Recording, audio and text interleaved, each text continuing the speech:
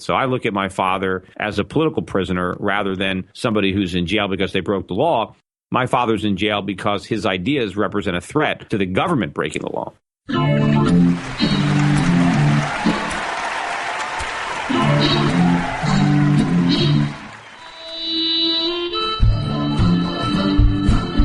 Welcome to the Lions of Liberty podcast. Here is your host, your guide, your shining beacon of liberty, Marc Clair. Hey friends, welcome back to my show, the Lions of Liberty podcast, episode number 71. Before I get to today's guest, I want to take a second to let you know about Health Excellence Select, an amazing alternative to Obamacare, which utilizes health sharing to cover your medical costs. Your fees go directly to pay the medical bills of others, not to some massive crony insurance company. To learn more, head to lionsofliberty.com/health. My guest today is the CEO and Chief Global Strategist of Euro Pacific Capital, as well as the founder and chairman of Schiff Gold. He is the author of several books, including Crash Proof, How to Profit from the Coming Economic Collapse, How an Economy Grows and Why It Crashes, and The Real Crash, America's Coming Bankruptcy. He served as an economic advisor to the 2008 Ron Paul presidential campaign, and he's also the host of The Peter Schiff Show. Peter Schiff, welcome to the Lions of Liberty podcast. Oh, thanks for welcoming me to the Lions of Liberty podcast. Certainly glad to have you here, Peter, and I've been a big fan of yours for some time. And I always start my show by asking my guests just how they came into their current beliefs. So you can just start by telling us what first led you down this path where you view the economy in such a different way than, mainstream academia and the mainstream media. Well, it's basically my dad. I mean, my father was, schooled in Austrian economics, or at least he studied it on his own. He didn't learn it in any formal way. But he was very much an economist, even though he was in insurance by profession. But he was, amateur economist. And he eventually wrote a book that was very influential for me, which is called The Biggest Con, which is a book that he wrote that came out in the early 1970s. And by the way, I still sell copies of that book for people who want to read it. It's a fantastic book. I still think it's one of the best books on economics written. The Biggest Con, How the Government is Fleecing You. So, we have it on our bookstore. If anyone wants to go to Schiff Books or Schiff Radio Bookstore, I have a limited number of copies left. I mean, I think I have fewer than 100 left. Wow. It's first come, first serve. I think we've sold about 1,000 copies. I found them in a storage bin, in a warehouse. These are just your personal copies that you have left. They're no longer being published. No, it's been out of publication for years. And these books are brand new. They've been in a box for 20 years. They were published, I think, in 1999, 2000 as a reprint in paperback. But the original came out, I think, in 73 or 74. But, they were selling the book, for $150, $200 on Amazon and eBay. But now I've got these copies that I got. I actually autographed them, too, so you can get it. But it's a great book that my dad wrote. And if you want to know, where my, economic thinking comes from, I mean, it's from my dad. And a lot of what he thought is memorialized in that book. Can you tell us a bit more about your father? I know he was an outspoken anti-income tax advocate, and I know he's currently in jail on charges related to that advocacy. Could you detail that a little bit for people that aren't familiar with his case? Yeah, he's still very outspoken, even though, his voice is being confined by the prison walls. Right. But he's talking to any of the other inmates or any of the guards that are there about, the government and how they're illegally extorting taxes from the American public. But, in his research, on economics, he kind of went down this path about taxes because he always believed that the income tax was very destructive to the United States economically. As an economist, he knew it was a very dangerous, damaging tax. And a lot of the problems he saw in the U.S. economy back then, the income tax was to blame. So he never liked the tax as an economist, but he didn't really know anything about it legally or constitutionally. But as he began to learn and read, he discovered on his own that the laws were in fact being enforced illegally by the government, and he really began a crusade to try to end the income tax or force the government to abide by the Internal Revenue Code, by the Constitution, by numerous Supreme Court decisions, which, as far as he was concerned, the government was collecting the income tax in violation of those. And so, he's been fighting it all his life. And unfortunately, he's been in jail several times. I think mainly because he can't get a fair trial in a U.S. court. They just want to put him in jail just the way any corrupt government would lock up a political dissident. So I look at my father as a political prisoner rather than somebody who's in jail because they broke the law. My father's in jail because his ideas represent a threat to the government breaking the law. Sure, and perhaps he did violate certain tax codes, but I'm sure there are many people that have violated similar tax codes that have not faced the kind of sentence that Irwin Schiff has faced as well. Oh, look, my dad's in jail now for a 13-year sentence. He's 86 years old. He's still in jail. The amount of money that he actually is accused of evading in taxes is very, very small. I mean, the vast majority of what they claim he owes is the interest and penalties, not the actual tax amount. The dollar amount is quite small. I mean, I pay more taxes personally every year than my father was accused of evading during, the entire period, the 5 years or so that he's in jail for. In fact, on a multiple I pay. But, there are plenty of people who have been convicted of evading millions and millions of dollars of taxes that they owed, right? Or they believe that they owed, forgetting about interest and penalties, who don't even go to jail at all, or who serve 6 months, a year. I mean, my father is spending more time behind bars than your typical, second-degree murderer would spend. Or he served more time than the Wolf of Wall Street, didn't he? I mean, even guys that get made movies made about them. Far more. And the Wolf of Wall Street stole tens of millions, maybe hundreds of millions of dollars. My father didn't steal anything as far as he was concerned because he didn't believe he was breaking the law. And, there are a lot of people that think that they owe an income tax. Let's say you believe that you owe $5 million in taxes and you cheat, right? You underreport your income, you inflate your deductions. And so instead of paying $5 million, you end up paying $3 million, right? You believe, and so you basically cheated and you held on to $2 million that you thought you owed, but you didn't want to pay it, right? My dad didn't think he owed anything. And he told the government when he filed his return, I'm not paying anything, and here's why. And so my father didn't try to hide anything. He didn't try to get away with anything. He was very forthright with the government as to why he wasn't paying the income tax. So there was no fraud involved. I mean, he was very sincere and upfront in his beliefs. Whereas, the typical tax evader, is acting in a way that he thinks he owes a tax, but he's trying to hide that from the government. He's committing fraud. But my father didn't commit any fraud. He said, I don't owe any taxes. Here's my legal basis for that. Here's the Supreme Court cases I'm relying on. Here's the, and this is why I'm not paying, And sadly, it's his forthrightness with his beliefs that actually is what landed him in jail. And even if he would have paid his taxes, I mean, it wasn't like he was making lots of money. I mean, so maybe his taxes would have been $30,000, $50,000. I mean, it wasn't, you're not talking about some enormous sum of money that he didn't pay. Now, with taxes and interest going back 20 or 30 years, you don't pay the government $50,000 in taxes. 20 years later, you owe them like $1 million. Wow. But this, because it all compounds. Wow, that's amazing. Yeah. Now, when's he supposed to get out of jail, by the way? I think it's fairly in the next couple of years. Is that right?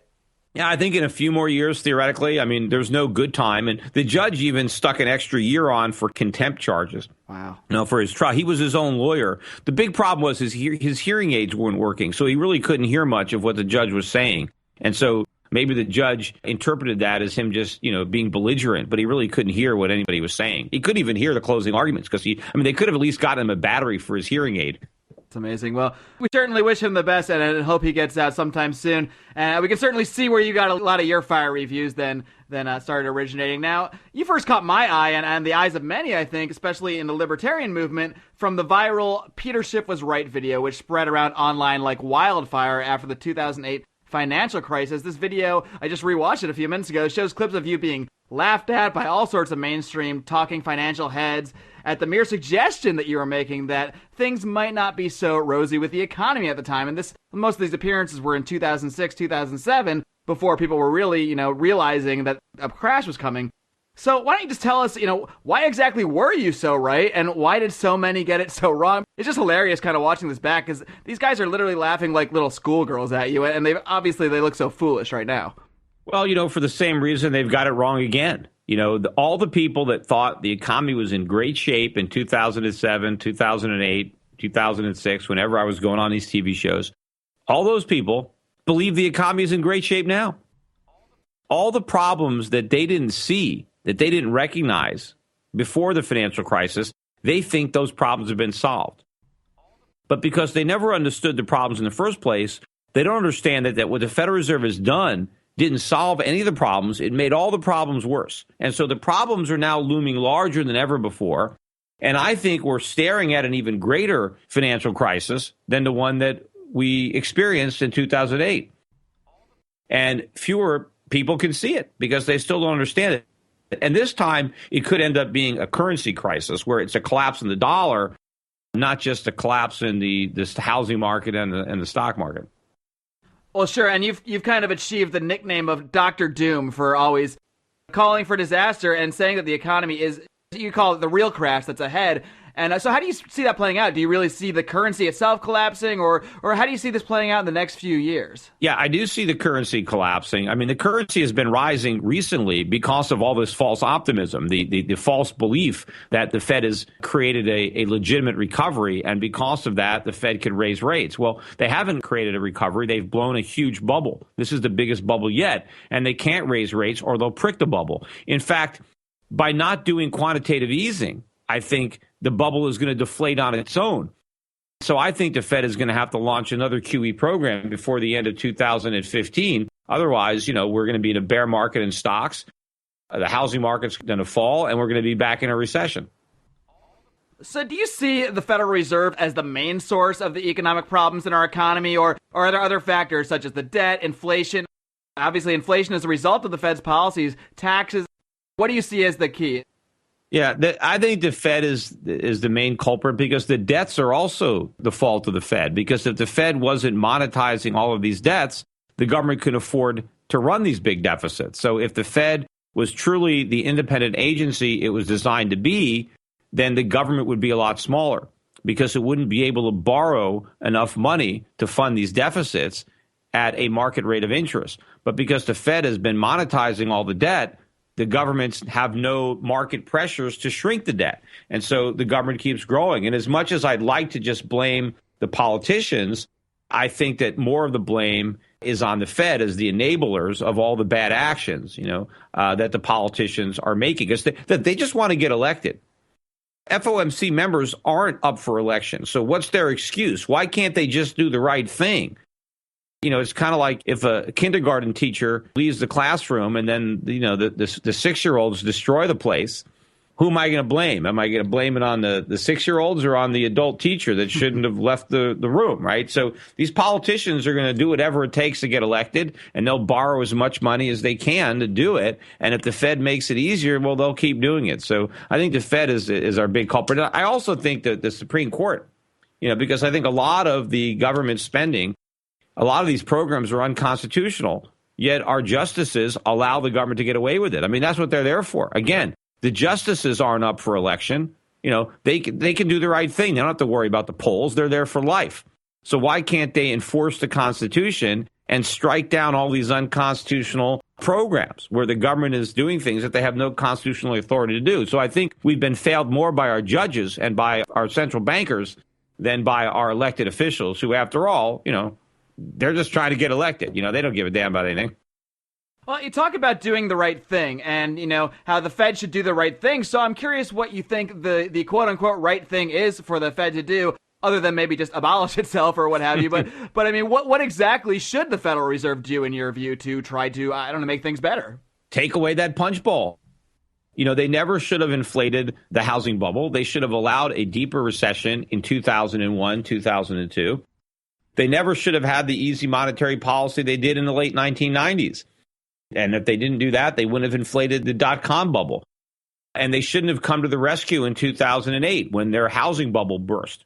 They keep lighting fires and then putting them out, but they put them out with gasoline, so they come back bigger. And so now we're facing a bigger disaster than the last one because the Fed didn't allow the market to function. We need to swallow the bitter-tasting medicine that is required to really heal so that we can build a recovery on a firm foundation of savings and capital investment and production, as opposed to engineering a bubble, which is all we have now. And these phony financial bubble economies where you goose the stock market and the bond market and the real estate market, it doesn't benefit the economy. The average person gets poorer as the cost of living goes up and the standard of living goes down. and we just, layer the economy with more debt. Now, Peter, you often speak against a lot of the common American dream type tropes out there that, that everyone should go to college, that everyone should buy a house and that kind of thing. So, let's just start with the college thing. I know this is a big thing you talk about, the college bubble. Why exactly should people, I guess, at least think twice before going to college, before getting into, I guess, massive debt? It seems very difficult to go to college nowadays. I know my dad put himself basically through college through ROTC and through paying as he went, but that's pretty much impossible nowadays. So what is the real source of the college bubble and this whole problem? Well, look, anything the government gets involved in, it's going to screw it up, right? Education, healthcare, housing, right? When the government subsidizes something, it's going to make it more expensive and less valuable. That's what they've done with college. A college degree has never been more expensive than it is right now, but never been less valuable to have, because now everybody goes to college. And so what's a college degree worth? Nothing. At one point in time, maybe 1 in 10, 1 in 20 Americans went on to college. And so the degree actually meant something. But now, it's no big deal. But it cost a fortune because of all the government guaranteed loans. If the government didn't guarantee these loans, nobody could afford to go to college. And then colleges would have to slash their tuitions. But because the government pays the cost, then the colleges keep jacking up the tuition. And meanwhile, so now you've got a lot of 20-something-year-olds that can't get jobs, that are 30, 40, 50, 100,000 in debt. They majored in some liberal art degree, they sociology or philosophy or whatever. So they don't know anything. They have no real marketable skills or work experience. Yet they have a bunch of debt. And so now they have to go live with their parents. In fact, I just read an article in the Wall Street Journal a couple of days ago that mentioned that people under 30 who have a stake in a private business, right? Either they started their own business or they are a part owner of a private business. The percentage of people 30 and under who have an ownership interest in a business just hit a 24-year low. Wow. So despite the fact that, you got all these social media.com type startups, young American entrepreneurship is on the decline. Why are so few Americans starting businesses? Because they're broke. They waste all their years, their youth in college. They graduate knowing nothing, and they have all this debt. You can't start a business when you're in debt. You have to get a job when you're in debt because you need to pay off your bill. The way you start a business, I started my business, and the reason I was able to start it, because I lost money for the first few years, is because I had savings. Right? And one of the reasons I had savings is because I didn't have any college loans to pay off when I graduated. But now you got people graduating all this debt. They have no prayer of starting a business. Meanwhile, you got people going to college, and a very substantial percentage of people going to college, they just get, jobs that you could get without a high school degree. You don't even need, they're waiting tables, tending bar, driving a taxi cab, working as an orderly, as a cashier, stock person. You got plenty of people with college degrees. They used to say that, you better go to college, otherwise you're going to end up serving French fries. Now the idea is, well, you need a college degree to get a job serving French fries. Because, so the government has destroyed the whole thing. That's why, you've got now this big push to try to increase the minimum wage, because you got so many people now, even with advanced degrees. If you have time to check out this video I did, it's funny. I recorded this video a couple of years ago when I was in New Orleans for a conference, and I'm walking on Bourbon Street. Yeah, I've seen this one. And I'm interviewing people, asking them, where you went to college and what your debts are. But these are all, the barkers at the strip clubs and the bartenders and the pedicab drivers. Everybody is doing a menial job, and they've all got degrees. Some of them have 2 degrees, master's degrees. But if you just Google, you go on my website, Peter Schiff College, or just Google Peter Schiff College, it'll come right up, and you can watch it. It's about a 5-6 minute video. So what would you say to someone that's a junior or senior in high school today? Would you just tell them not to go to college straight up, or what would your advice be to someone like that based on your view of what a college degree has really become? It depends on really what they want to do. And if they're very academically inclined, if they're, straight A students, they got high scores on their SATs. And, if they want a certain kind of profession, then I'm not going to tell you not to go to Harvard or Yale and Princeton or some of these schools. But, if you're a C student and you really don't know what you want to do, it'd be a complete waste of money and time to just enroll in some college and study, sociology of sports. Get a job, work, get some experience. If it turns out that you need a degree, You can always go back to college when you know what you want to do, but most likely you won't need a degree. And 4 years of work experience will probably be a lot more valuable than 4 years or 5 or 6 years of, partying at a college.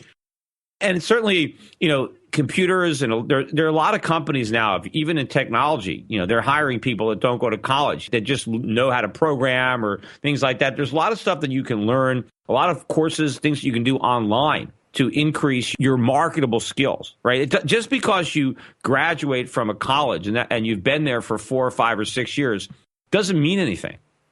And people, you cram for these exams. I can't even remember most of the things that I actually learned. Whatever I learned in college, I forgot by the time I graduated. So what did the experience actually do for me? Nothing. I don't think that I benefited at all from my college degree looking at my work experience. But again, you want to be a doctor, you're going to have to go to college. That's the way it is, But people, again, who are driving taxi cabs for a living, why did they go to college? It was a complete waste of time. And now they're driving taxi cabs with a lot of loans to repay. You might as well drive without the loans, and maybe, without the loans, maybe you can start your own business. It's just going to be a big obstacle. Now, if you get a scholarship, if you're that bright a kid and you get an academic free ride, okay, but most people don't fit into that. You got people that barely got out of high school, C and D students who are going to college and taking remedial coursework, right? If you couldn't learn basic math and English by the time you graduate 12th grade, forget it. It's not for you. Academics is not your thing.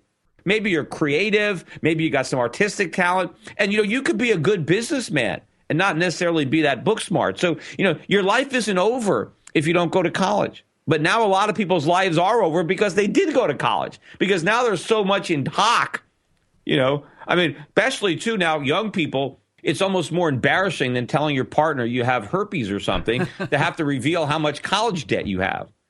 Some guy meets a girl with $150,000 worth of college loans. Does he want to marry her?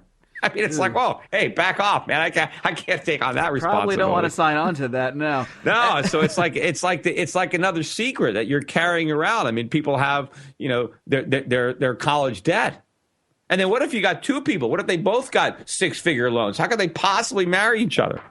Peter, this is something I think about a lot because I have a freelance career in television production out here in Los Angeles, and I did study some TV stuff in college, and I learned a little bit, but I'd say probably 70 or 80% of my courses were unrelated to that. They were just courses I kind of had to take. I took some art courses, I took some gym classes, I took a volleyball class, stuff that, great, but I can play volleyball. I don't need to pay thousands of dollars to do that. Mm-hmm. It seems like you have to take so many classes unrelated to what you even do, and I have a pretty decent going career, I'd say, out here doing what I'm doing, but at the same time, I work with a lot of people, and I'd say about half the people I work with have degrees, went and learned about television production in college. About the other half never went to college. They just started working, and they learned the same exact skills that I have on the job, but just through experience, and in some ways, maybe they had a head start on me because they were working while I was busy, like you said, partying and taking classes that I didn't really need to take. So there's something you touched on before when you said, if you want to be a doctor, you have to go to college and you have to go to medical school. And that's certainly true.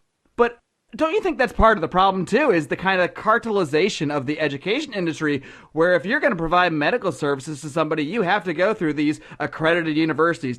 Yeah. At one time, nobody went to law school, right?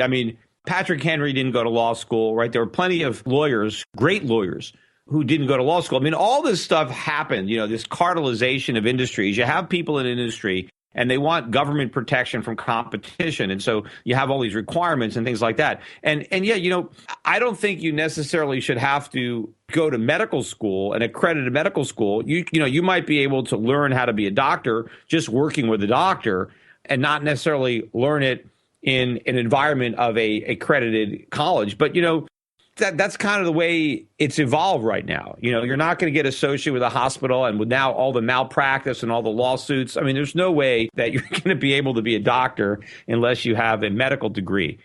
There's not that many other professions that are like that. There's some professions that you need to go to college, but most professions you don't. And what I even tell young people, look, if there's a company that you want to work for, a good company, and you're out of high school, I would just go to a company and say, look, I'll work for nothing, It's better than paying, find a company where you can intern. The problem is now people are afraid to hire interns because now you can go back and sue them for minimum wage. So go offer to work for minimum wage. Go find a company where they're hiring college grads, where they're giving college grads, maybe 40, 50,000 a year, and say, look, I'll do the job for minimum wage. So what? I went to high school, but big deal. I mean, you get me on the cheap. Why hire a college grad? I'll work for, minimum wage. I can probably do the job just as good. And, working for a company for a few years at minimum wage, now after a few years, now you're in much better position. You're much more valuable to that company. You know a lot more from on-the-job training. And now by the time you are 22 years old, you might be able to get a lot more than a college grad with no experience. Meanwhile, you didn't have to pay any bills. You didn't have to pay any tuition. You didn't have to accumulate any debt. I think the people that don't go to college end up having a big advantage in the job market because they can work for less money, because you can get the jobs when you're younger and you don't have any debt. And then, when you're 22, 23, when you're 18, you can live with your parents. You got young kids now, they're 18, they're 19, and they go off to college, they live in the dorms, they live off campus, they spend a bunch of money. And then when they graduate, they're 23, 24, they're broke. They come back and live at their house. And now they're stuck with their parents' house till they're in their 30s. I say when you graduate high school, don't leave home. Stay with your parents for a few years. Go get a job at minimum wage from a good company. Learn something. And then when you're 22 years old, you can move out for good. You can make enough money because now you have some real marketable skills and some real job experience, and you don't have any loans. What about housing? I know it's still kind of a part of that American dream that everyone needs to buy a house. Even my father, who's a big fan of yours, by the way, he lives in Connecticut. He was a big supporter of your Senate run there back in 2010. But even my father to this day will be like, hey, when are you going to buy a house? Are you saving to buy a house? And I'm just thinking, I live in Los Angeles. I look at the house prices out here. It just seems absolutely insane to me to make that kind of large investment just to quote unquote own a house. Whereas I know a lot of people that own a house, but they are always complaining about having no money because they're busy paying this huge mortgage every month. And, God forbid something happens with their financial situation. I'm afraid of being in a situation where I can't actually pay that mortgage next month or something like that. Yeah, home ownership is not an investment. It's an expense. And if you buy a house, it's going to cost you a lot more money than renting. Now, that doesn't mean that you shouldn't buy a house if you need one and you want one, but you just better be prepared to pay for it. But when people say you need to buy a house as some kind of asset, no, you don't. Let's say if you buy a house and your mortgage payment and your taxes and property would be $2,000 a month, but instead you can rent something for $1,000 a month, right? What you do is you take that $1,000 a month that you're not spending on property taxes and mortgages and invest it, and then build a portfolio, build wealth that way. Invest the money that you don't waste on or spend on home ownership. If you just spend all your money, right, the whole idea is, if I don't buy a house, it's like forced savings, right? I'm building equity in that house as opposed to blowing all my money. But if you have some discipline and just take the money you save by renting and don't just blow it, invest it. And then you'll end up with a lot more money than if you just go buy a house. But, if you need a house, if you're married, if you have kids, if you want to live in a certain neighborhood, there's, but make sure you have enough money to afford a house because houses are expensive. Lots of things wear out. Lots of things break down. There's all kinds of expenditures that come up. And you can go bankrupt. Houses can be real money pits. And especially you got lots of Americans who barely have any savings. They scrape together a 3% down payment on some FHA loan, and then they buy a house. But if, the pipes leak, they're done. They don't have any money. At one point, people thought that housing prices only go up. They don't. They go down, too, and they can go down a lot. And we've seen that. And in fact, I think prices are about to go down again. Peter, I've got just a couple more questions, but first, I want to take a minute to tell everyone about our sponsor, My Academy of Health Excellence, and their amazing product, Health Excellence Select. Now, until last year, I was just like you guys. I saw my health insurance cost double and my deductibles skyrocket thanks to the Obamacare health insurance mandates. Determined not to participate in this corporatist scheme, I sought an alternative and found out about health sharing, a fantastic concept in which your monthly fees go directly to pay the medical bills of others, not into the pockets of some crony capitalist fat cat. Health Excellence Select combines health sharing with a patient care personal assistant, 24/7 phone access to board-certified physicians, and discounts on dental, vision, and other benefits. The best part is that for most people, plans with Health Excellence Select are much more affordable than Obamacare insurance, and it meets the legal mandate, so you will not be fined for using it in lieu of insurance. For more information, head on over to lionsofliberty.com/health. Now, Peter, just to shift gears for a moment, I know you've also been a big critic of Bitcoin, and this is something that a lot of libertarians are raving about. I see a lot of people saying this is the future of money. I've had a couple of guests on the show talking about it. Trace Meyer, I know you're familiar with him. So what is your biggest criticism of Bitcoin, and why do you dispute the notion that cryptocurrencies such as Bitcoins are really the future of money? Because it's not money. I mean, the basic idea of money has to be a commodity that's desired for itself, right? You have to be a valuable commodity before you can become money, right? Now, not all commodities are suitable as money, but lots of things have been used as money, right? The Indians use seashells, wampum. They use cigarettes as money. Cigarettes function as money among GIs, in Europe after World War II. But why were cigarettes money? Because you could smoke them. Even if you didn't smoke cigarettes yourself, you knew somebody who did. And so the cigarettes could serve as money because they had an actual value, an actual use, apart from using them as money. Bitcoins don't have that.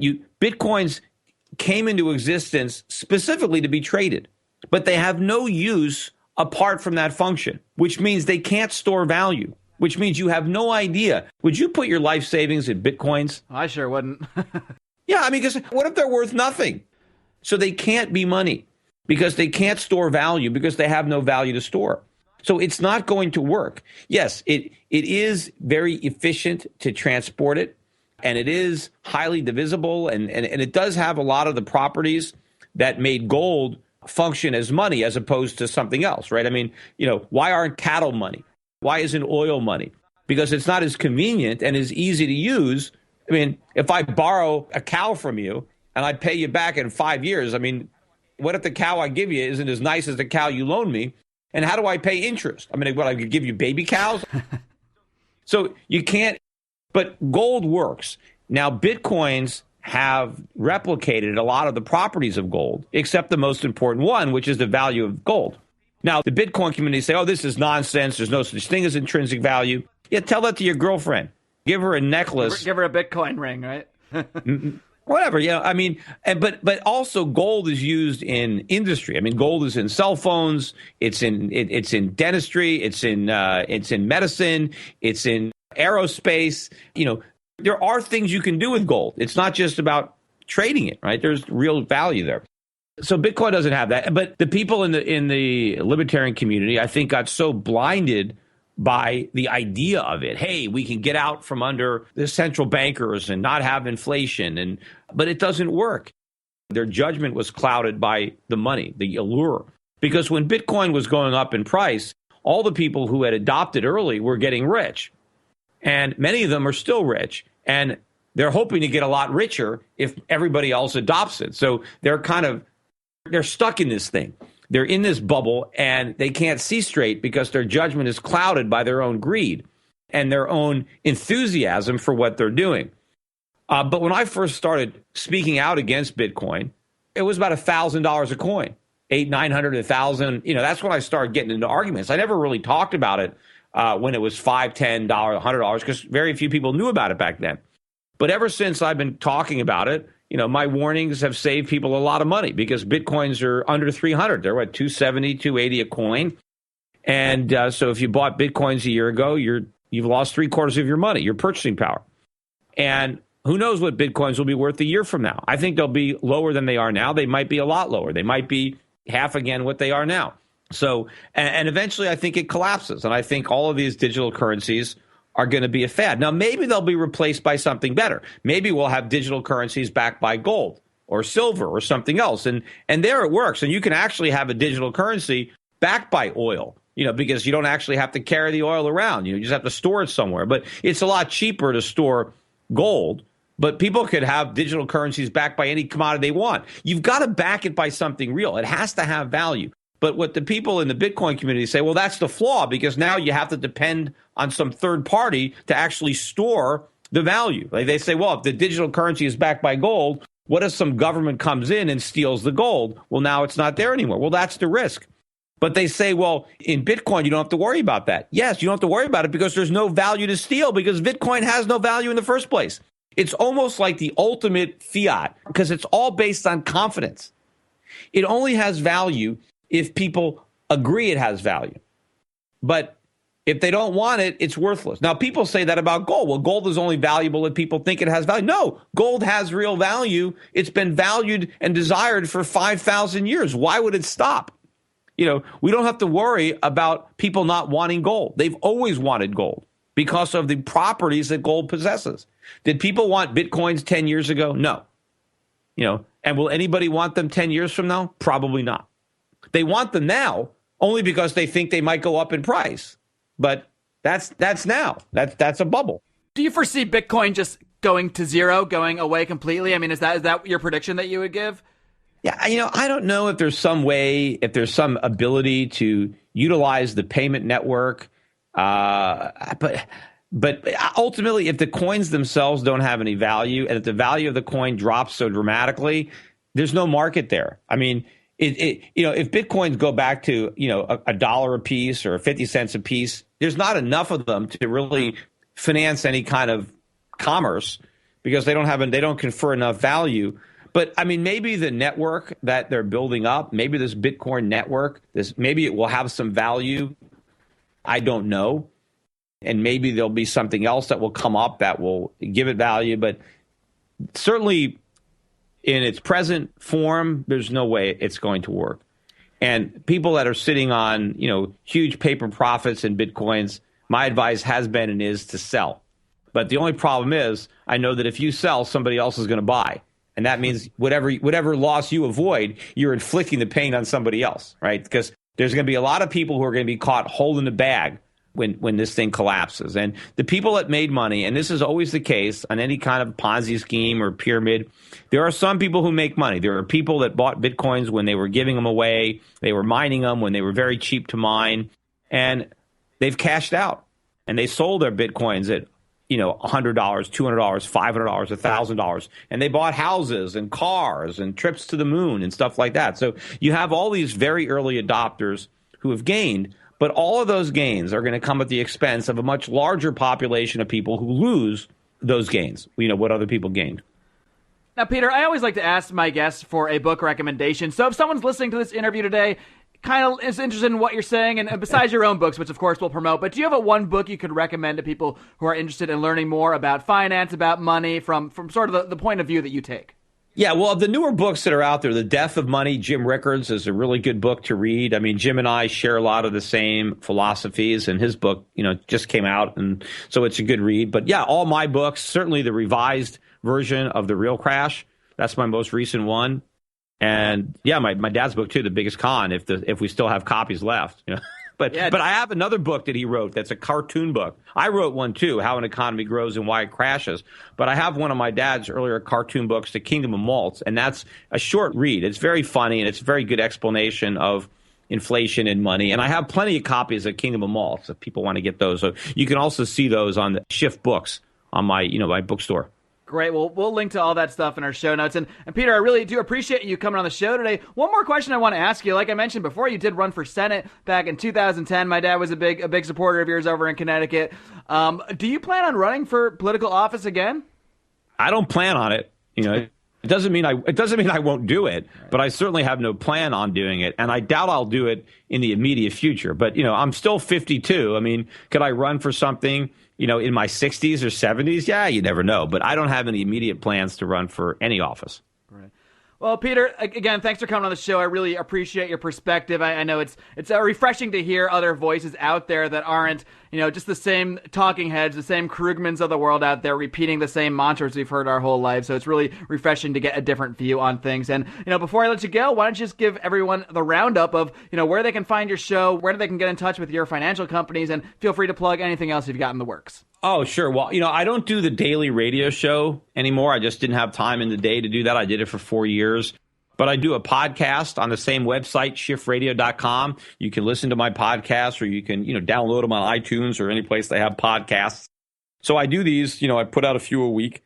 I also do YouTube videos on my YouTube channel, Schiff Report. So if you're not currently a subscriber to my YouTube channel, subscribe to that. And, when I do things like that college video that I pointed out, we always upload them to the YouTube channel.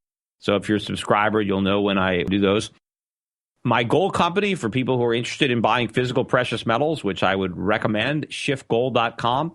We have among the lowest prices anywhere online. We don't pressure people into overpriced coins. We don't deal in the numismatics. Just low markup bullion coins. It's the way to go. That's why I set up the company shiftgold.com. And my brokerage firm, for people who have more money to invest, if you want us to help you build a portfolio of foreign stocks and bonds, companies that will benefit from the economy as I see it unfolding, you can check us out.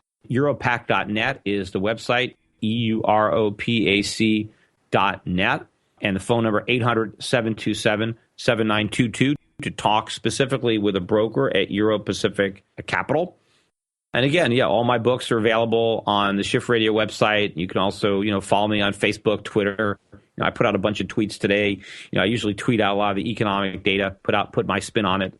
So I have a lot of social media ways that, I'm out there and, my companies. Well, Peter, thanks again for coming on the show. I really did enjoy our conversation, and best of luck with everything you're doing. You too. Take care, Peter. All right. Take care, Mark. We'll be back after a little break. Hey guys, Marc Clair here, lionsofliberty.com, where we strive to advance the ideas of liberty daily. We bring you the Morning Roar. That's right, every Monday to Friday we'll have a brand new edition of the Morning Roar, where we provide a roundup of some news stories that you may not find in the mainstream media or even in your typical social media newsfeed. We find stories that relate to the ideas of liberty and provide you with our liberty perspective on them. We wrap it all up every Friday with Felony Friday, where our own John Odermatt goes out and takes a look at some sort of felony. There's felonies committed every day, whether it's a felony committed by the police, a politician, or even an average citizen. You can find all of this and so much more over at lionsofliberty.com, advancing the ideas of liberty daily. This is Glenn Jacobs, and you're listening to the Lions of Liberty podcast. Your shining beacon of liberty, Marc Clair. All right, folks, I hope you enjoyed my interview with Peter Schiff, certainly a guy I've been following for some time. And I gotta say, I really appreciated hearing more about Peter's father, Irwin Schiff.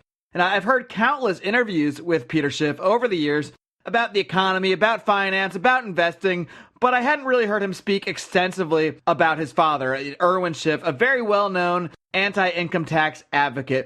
And it's really interesting that Peter referred to him as a political prisoner. And you can argue that Irwin Schiff did break the law. Maybe he did not pay the taxes that our system and our courts claim that he owes. But the severity of his punishment is clearly way out of line with that of others who might not have the same outspoken political beliefs that go along with their transgressions. Like we mentioned, the Wolf of Wall Street. This guy's out there giving speeches, hanging out with Leonardo DiCaprio, and he committed criminal acts. He defrauded people of their money. He actually had malintent. Whereas Irwin Schiff, he just was stating his beliefs. He truly believed the only people he was robbing was the U.S. government. Now, look, many people believe that his tax money is the rightful property of the U.S. government. That's why Irwin Schiff is ultimately in jail. Because we live in a society where people think you should be coerced into paying taxes that you never consented to. I don't like to harp on taxes that much. It's not the biggest problem in our society. A lot of the functions that government does, policing, protecting rights. Now, we can argue they don't do it very well and that they violate way more rights than they protect, and I'm with you guys there. But the point is, these services government should provide, the things that people expect from government to protect your life, your liberty, and your property. These things cost money, and they need to be funded. I mean, in whatever forms our society takes, there will be methods by which people fund these things, okay? So I don't like to harp on, the amount of taxes. It's more the system that we have, and the system that we have is a reflection of the people in our society. Even many libertarians think we need a minarchist government.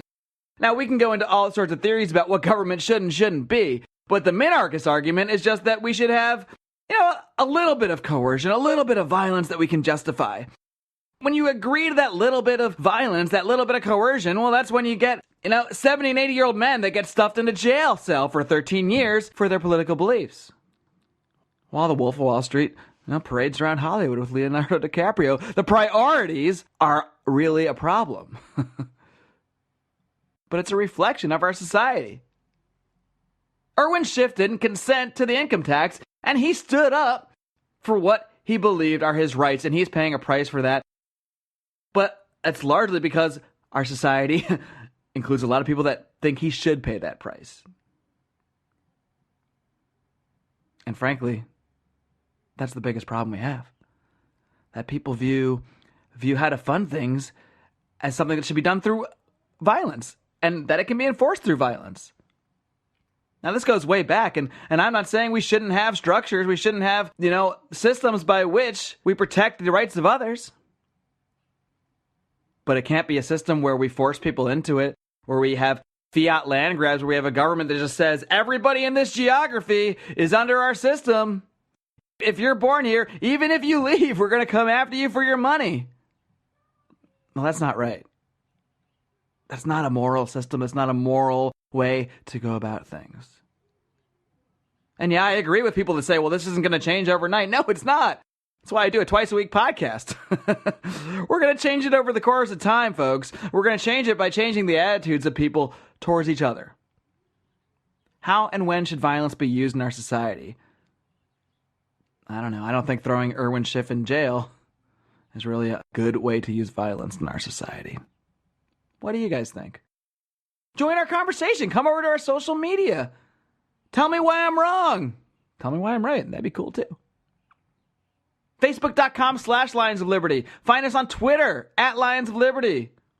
You can drop me an email, Mark, M-A-R-C, Mark @lionsofliberty.com.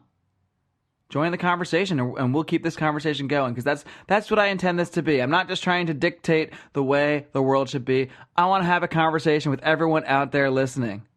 That's how we're going to change things, through conversations, by talking to each other, by talking to our friends, by talking to our family, by talking to people on the other end of our podcasts and our blogs and all the different ways we can produce media for people to consume. That's how we're going to change things, guys. And I'm really, really grateful to all the subscribers out there, all the people that have been consistently listening to the show. You're the reason that I come back to this microphone a couple times a week to put this show out.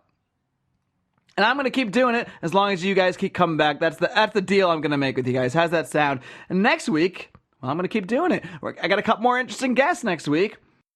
First, we're going to speak with James Carley of the Drug Policy Alliance, a great organization that has been really working behind the scenes and in front of the scenes with a lot of PR stuff and that kind of thing, but really doing great work on the war on drugs and rolling that back. They were a big part of a lot of the recent drug legalization laws we've seen across the country, and I'm really looking forward to talking about that organization. And then on Thursday, I'll be speaking with a gentleman by the name of Rayford Davis, a former police officer who is now a libertarian and a very outspoken advocate against the war on drugs, the war on guns, and a lot of the ways that our current policing systems take place. So I'm really looking forward to next week's interviews. I hope you guys are too. And until next week, the only thing I ask of you guys is to live long and live free.